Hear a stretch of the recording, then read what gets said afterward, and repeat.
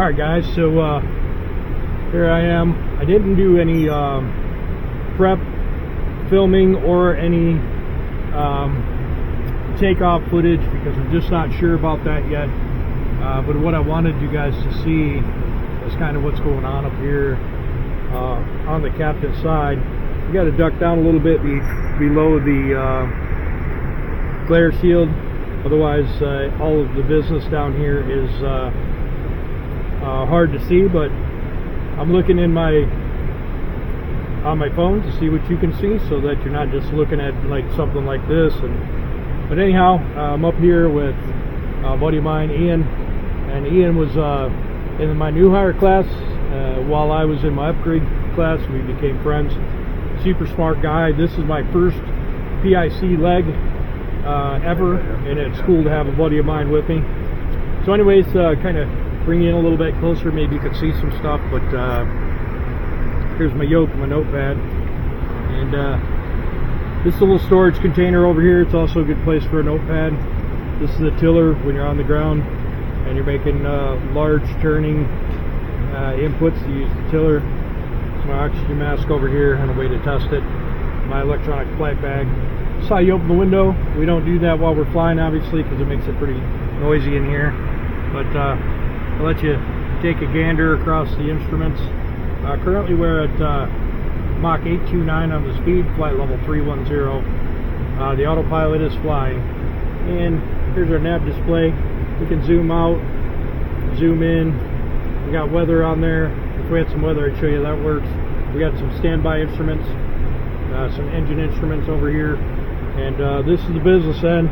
You know, this is the power. This is some brakes. These are some flaps, some pitch trim.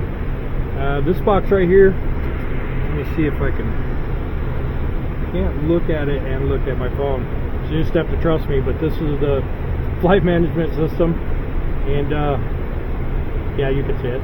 And this is the stuff we can enter in fixes, or by name, or by a lat long. It's a whole bunch of stuff you can do in that. We'll get a little bit better view of that. Some paperwork we have to do. We are flying over the ocean right now, and so this is a plotting chart. We just plot to verify that the long-range navigation system is going where it thinks it is, and that'll help us detect if we've got some sort of navigation problem. This is a nav log. We log time and fuel and altitude over positions, and that just keeps us awake. This is the aisle stand. Got a lot of controls on here. My buddy just gonna send a message. Let me look and see if you can see what that says. But we have the ability to send a message, and he just typed in "Hi YouTube." This is another CDU. In case one of those two goes out, we can do the same features on this. Also, it's how we control the sat phone for calling the company while we're en route. With a transponder, that's what tells other airplanes and ATC where we're at. Radar control panel, third radio that we use for data. Audio panel for the guys back there. There's the seats for, you know, the other pilots when they're up there. There's some maintenance stuff over in the corner. Get a good look at the overhead up there, and lots of stuff, super busy stuff up there. We'll look at that stuff later as well. But we're coming up on the Lepke, and our ETOPS entry point is near Lepke, so I'll have to do a little bit of work. But maybe we can look out the windows, see what's going on down there. That's what the world looks like. I don't know if you guys can tell or not, but clearly that thing is round. Yeah. But let's see, let me turn you up a little bit. Can you see good? So we're out over the ocean, ain't really nothing. See, there's some emergency equipment back here. Fire extinguisher, crash axe, some gloves. Got some life vests back there, an escape rope, things like that. But you know, we'll do more. We'll get more involved in things as it goes, and maybe after a while I'll wear this thing for some takeoff and other stuff. We did have a rejected takeoff today, which was kind of cool. I wish that we would have been recording that. But more on that later. For now, we'll get back to flying. Well guys, I kind of screwed you a little bit. I should have included you in the wonderful excursion back into the kitchen and made my food, but I just happened to think about including you in my meal. So I got some steak, a little bit of sauce, I got some fried rice and some vegetables, and this is a standard catering meal. We got a steam oven, makes it really nice. About 15 minutes is all you need.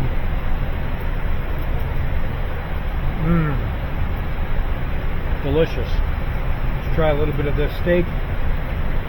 Look at it. Just look at it. Ow! It's 10,000 degrees. Huh. We had a little missed approach on that one, but we'll try it again.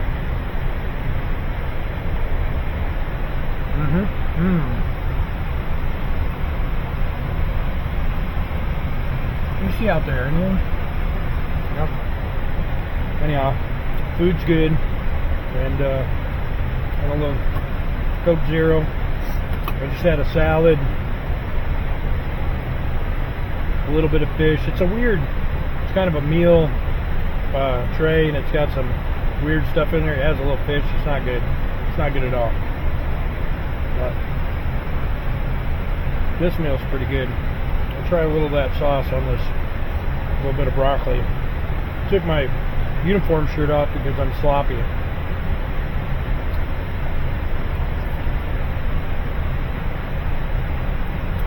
No, that sauce is not good. No. It tastes really fishy. Ugh.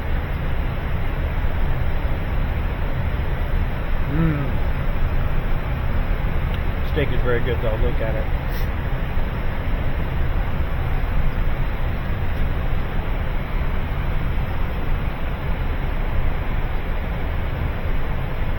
Only 10 hours to go. Yeah, almost exactly. Yeah. Yep. 10 hours to go, guys. I'll bring you back. Well, we're up here cruising around. I'm gonna I don't know what I'm gonna do. I'm gonna try and focus on this. It's gonna be hard with that bright light behind there. Maybe we'll stick the shade up. So this is our EFB. This is us. We got a little GPS over here. Now the airplane has its own nav screen and its own GPSs, but our electronic flight bag, we use a Jeppesen moving map, and this is our flight plan. It's a 12-hour trip. We got a good tailwind. We're got about a 65 knot tailwind, so we're zipping across the old Pacific Ocean. And you see these series of rings. This is a 2-engine airplane, so we're using ETOPS, extended over water procedures. And in case of depressurization or loss of an engine, we have to have these ETOPS alternates, and we're allowed to go 180 minutes. We need to stay within 180 minutes of each one of our alternates. And so we started in Nagoya, Japan, flew all these waypoints on the departure out of here, and crossed, and we entered the ocean, and this is where we began ETOPS, and then these are lat longs that we're flying to, and we're plotting each one of these. We know what time we crossed, then we take a plot of our position and we put it on the chart 10 minutes after crossing, and that lets us know that we're actually, the airplane thinks it's going in the right direction. Well, anyways, with these ETOPS, if you have a problem, there's a series of things you have to do, and then you have to decide where you're going. These are our filed and planned ETOPS alternate airports, but if we have a problem out here with an engine failure or a fire or depressurization, doesn't mean we have to go to these. These are for planning purposes only. And we can choose, there's a bunch of airports around here we could go to. At this point here, there'd be no continuing on. We would end up turning back and landing probably in Tokyo. That would be our our preferred alternate airport. But just wanted to talk you through that a little bit, let you see kind of where we're going. Basically flying about a third of the way around the world, maybe a quarter. So that's all. It doesn't see the instruments very well at all. Alright guys, so back in here, I'm gonna turn up some of my stuff by using this master brightness. There we go. Alright. Yeah, works good. Okay, so we're looking out over the ocean, still over the Pacific. I'm not sure, the audio is bound to be horrible because there's background noise. You can see outside a little better, and you can see the instrumentation inside. So this is basically what the unit looks like. There's what the overhead panel looks like, and there's what outside looks like, and that's what Ian looks like, and here's what the center pedestal looks like. And basically what we're doing here is you know, we're passing these lat longs. This box has programmed us to fly this course. We're watching to make sure that we're staying on the course. We're verifying through GPS position and a plotting chart to make sure we're on course. And these are our basic instruments. Got auto throttle, lateral mode, and pitch mode. This is our airspeed tape. This is overspeed. This is low speed indicator. This is our heading. This is a